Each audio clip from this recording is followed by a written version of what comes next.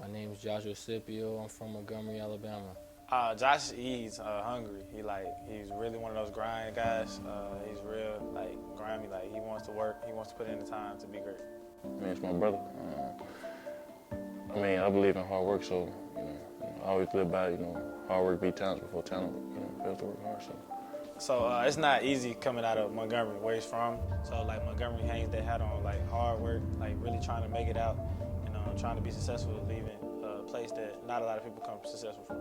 I was a big sports fan from my dad. My dad was a big sports fan, so me watching it, I just always loved sports. I played YMCA basketball when I was 5.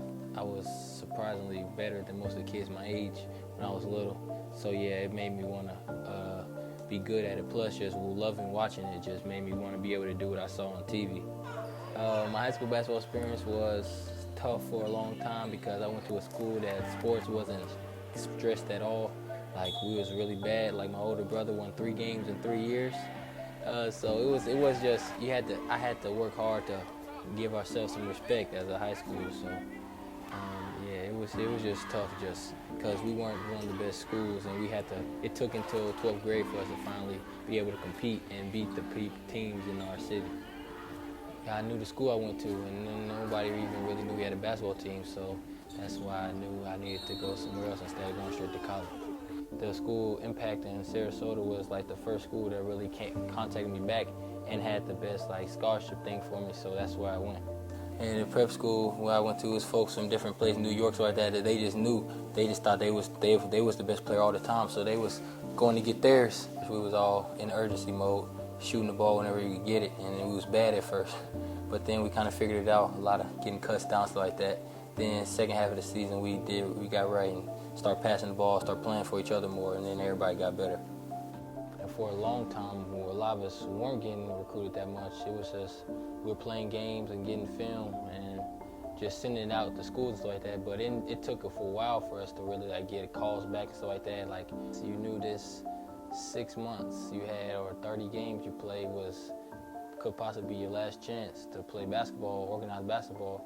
So you really just knew you had to get extra work in, take every day serious, and when the game came around, just try to do as best you can, because if you take it for granted, then after them 6 months come March or April, you back in Montgomery, back home, and you feel like you just wasted your time and you ain't got nothing.